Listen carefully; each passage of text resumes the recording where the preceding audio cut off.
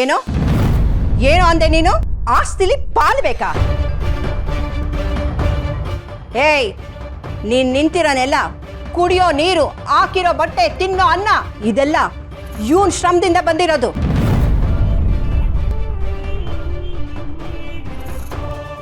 ಆಸ್ತಿಲ್ ಪಾಲ್ ಕೇಳ್ತಾ ಇದೆಯಲ್ಲ, ನಾಚಿಕೆ ಆಗಲ್ಲ ನಿನ್ಗೆ? ಯಾಕೆ ನಾಚಿಕೆ ಆಗಬೇಕು? ನಾನೇನು ಹಾದಿ ಬೀದಿಲ್ ಹೋಗೋಣ?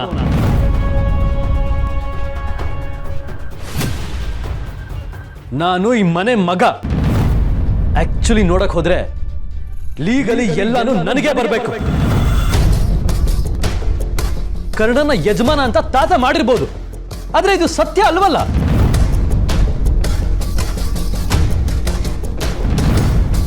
ತಾತ, ಈ ಮನೇಲಿ ಏನಾಗಬಾರ್ದು ಅಂತ ಅನ್ಕೊಂಡಿದ್ನೋ ಅದೇ ಆಗ್ತಿದೆ. ನೀನೇ ದಾರಿ ತೋರಿಸು ತಾತ, ನೀನೇ ದಾರಿ ತೋರಿಸು. ಆಸ್ತಿ ಬಗ್ಗೆ ಮತ್ತೆ ಮತ್ತೆ ಮಾತಾಡ್ತಾ ಇದೀಯಾ? ಹುಷಾರಾಗಿರು. ನೀನು ನಿಮ್ಮಪ್ಪ ನೆಟ್ಟಿಗಿದ್ದಿದ್ರೆ ನಿಮ್ ತಾತ ಆಸ್ತಿನೆಲ್ಲ ನಿಮ್ಮ ಹೆಸರಿಗೆ ಬರಿತಾ ಇದ್ರು.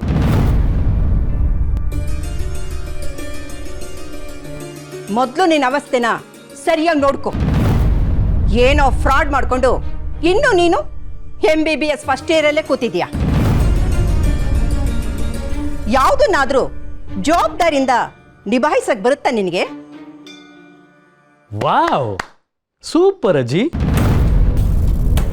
ಜವಾಬ್ದಾರಿ, ಯು ಮೀನ್ ರೆಸ್ಪಾನ್ಸಿಬಿಲಿಟಿ?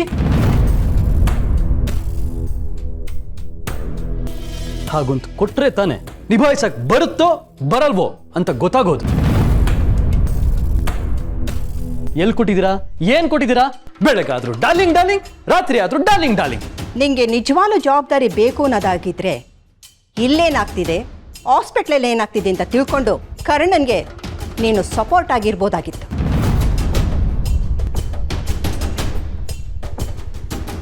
ಆಗ ಮುಂದೆ ನೀನು ಜವಾಬ್ದಾರಿ ಕೊಡೋಕ್ಕೆ ಎಲ್ರಿಗೂ ಧೈರ್ಯ ಬರ್ತಿತ್ತು.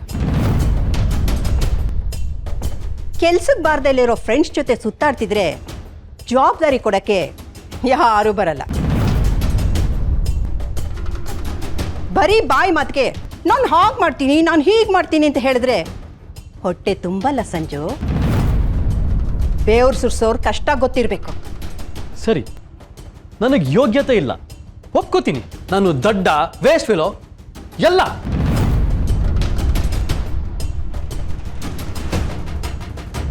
ಆದ್ರೆ ನಾನು ಈ ಮನೆ ಮಗನಾಗಿ ನನಗೆ ಅಧಿಕಾರ ಕೇಳೋ ಹಕ್ಕು ಡೆಫಿನೆಟ್ಲಿ ಇದೆ.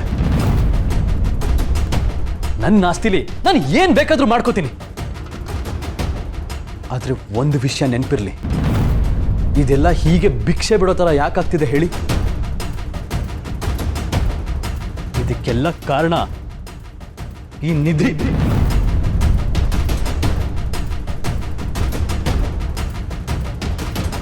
ಸಂಜು, ಮತ್ತೆ ಮತ್ತೆ ನಿಧಿ ವಿಷಯ ಎತ್ತಬೇಡ. ಅವ್ರನ್ನು ಇದಕ್ಕೂ ಯಾಕೆ ಲಿಂಕ್ ಮಾಡ್ತಿದ್ಯಾ?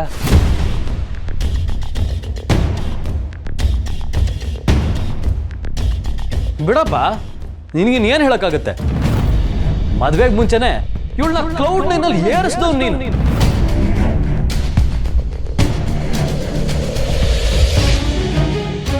ಇನ್ ಅಫಿಷಿಯಲಿ ವೈಫ್ ಬೇರೆ ಆಗ್ಬಿಡಿದಾಳೆ. ಇವಳು ತಪ್ಪನ ಇನ್ ಎಲ್ಲಿ ಬಿಟ್ಕೊಡ್ತೀಯಪ್ಪ?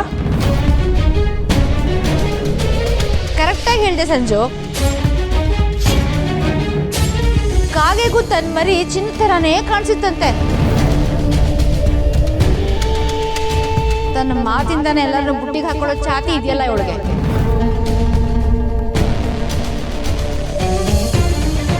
ಸುಮತಿ, ನಿಧಿ ನಿನ್ನ ಹಾಗೆ ಈ ಮನೆ ಸೊಸೆ. ವಯಸ್ಸಲ್ಲಿ ಚಿಕ್ಕವಳಾದ್ರೂ ಬುದ್ಧಿಲಿ ನಿನಗಿಂತ 1000 ಪಾಲ್ ಮೇಲು. ಅವಳ ಬಗ್ಗೆ ಅಷ್ಟೊಂದು ಹಗುರವಾಗಿ ಮಾತಾಡ್ಬೇಡ.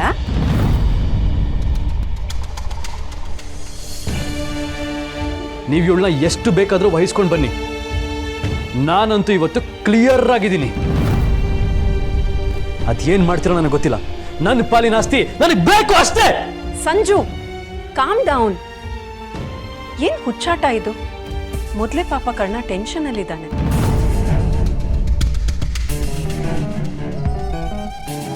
ಸಂಜು, ಏನು ಆಗಿದೆ ನಿನ್ಗೆ? ಒಂದೇ ಸಮ ಆಸ್ತಿ ಆಸ್ತಿ ಆಸ್ತಿ ಅಂತ ಜಗಳ ಮಾಡ್ತಿದ್ಯಾ? ಬುದ್ಧಿ ಇದೆಯಾ ನಿನ್ಗೆ? ಹಾಗೆಲ್ಲ ಆಸ್ತಿಲಿ ಪಾಲ್ ಕೊಡಕ್ಕಾಗಲ್ಲ.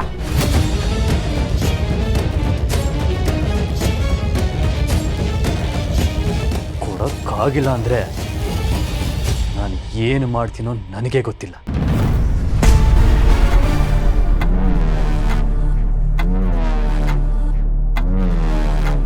ಬಟ್ ಫಾರ್ ಶ್ಯೂರ್ ನನ್ನಷ್ಟು ಕೆಟ್ಟವನು ಇನ್ಯಾರೂ ಇರಲ್ಲ.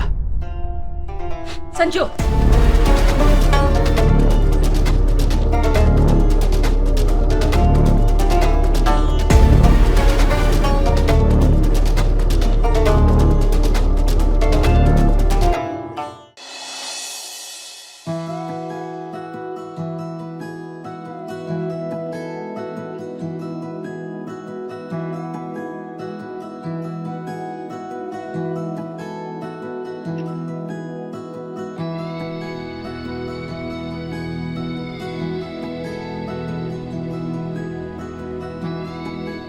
ದೊಡಮ್ಮ, ವರ್ಲ್ಡ್ ಬೆಸ್ಟ್ ಹೆಂಡತಿ ಅವಾರ್ಡ್ ಅಂತ ಏನಾದರೂ ಇದ್ರೆ ಅದು ನಿಧಿಗೇನೆ ಕೊಡಬೇಕು ನೋಡಿ.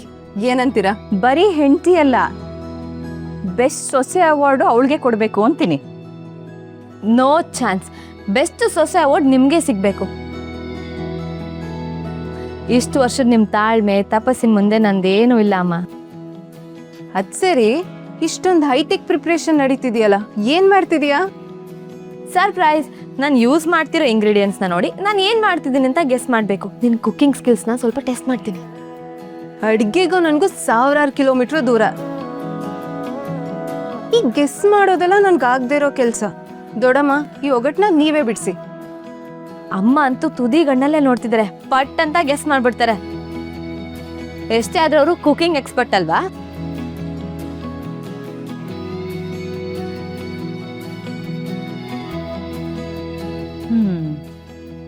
ಏನ್ ವಿಶೇಷ ಇವತ್ತು? ಕೇಕ್ ಮಾಡ್ತಿದ್ಯಾ? ಪರ್ಫೆಕ್ಟ್ ಅಮ್ಮ.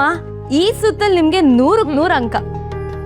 ಇವತ್ತೇನು ಸ್ಪೆಷಲ್ ಇದೆ ಅಂತ ಕೇಕ್ ಮಾಡ್ತಿದ್ಯಾ? ಕೆಲ್ಸ ಇಲ್ದಿರೋ ಬಡಗಿ ಮಗು ಕಿವಿ ಕೆತ್ತಿದ್ರಂತೆ, ಹಾಗಾಯ್ತು ಉಳ್ಕತೆ. ಅಮ್ಮ, ನಿಧಿ ಬೆಳಗ್ಗೆನೆ ಮನೆ ಕೆಲಸ ಎಲ್ಲ ಮುಗಿಸಿ ಕ್ಲಿನಿಕಲ್ ವರ್ಕ್ ಮಾಡಿ ಇವಾಗ ಮತ್ತೆ ಕಿಚನಲ್ಲಿ ಇದ್ದಾಳೆ. ಇಲ್ಲಿ ಕೆಲಸ ಇಲ್ಲದೆ ಇರೋದು ಯಾರು ಅಂತ ಒಂಚೂರು ಮುಟ್ ನೋಡ್ಕೋಬೇಕಾಗತ್ತೆ. ಏಯ್, ನಾನು ನಿನ್ನ ಜೊತೆ ಮಾತಾಡಿದ್ನೇನೆ? ಹೋಗಿ ಎಕ್ಸಾಮ್ಗೆ ಓದ್ಕೋ. ಯಾವಾಗ ನೋಡಿದ್ರು ಇವ್ರ ಜೊತೆ ಸುತ್ತಾಡ್ತಾ ಇರ್ತೀಯಲ್ಲ. ನನಗೆ ಹೇಳಕ್ ಬಂದ್ಬಿಟ್ಲು. ಹೋಗೆ ಸುಮ್ಮನೆ. ನನಗೂ ನಿನ್ನ ಜೊತೆ ಇಲ್ಲಿರೋದಕ್ಕೆ ಯಾವ ಇಂಟ್ರೆಸ್ಟೂ ಇಲ್ಲ. ನಿಧಿ, ಕೇಕ್ ಎಲ್ಲ ರೆಡಿ ಆದ್ಮೇಲೆ ನನಗೊಂದು ದೊಡ್ಡ ಪೀಸ್ ಎತ್ತಿಡು. ನಿಧಿ, ನಿಂಗೆ ಏನೇ ಹೆಲ್ಪ್ ಬೇಕಿದ್ರು ನನ್ನನ್ನು ಕೇಳು. ಒಬ್ಳೆ ಒದ್ದಾಡಬೇಡ.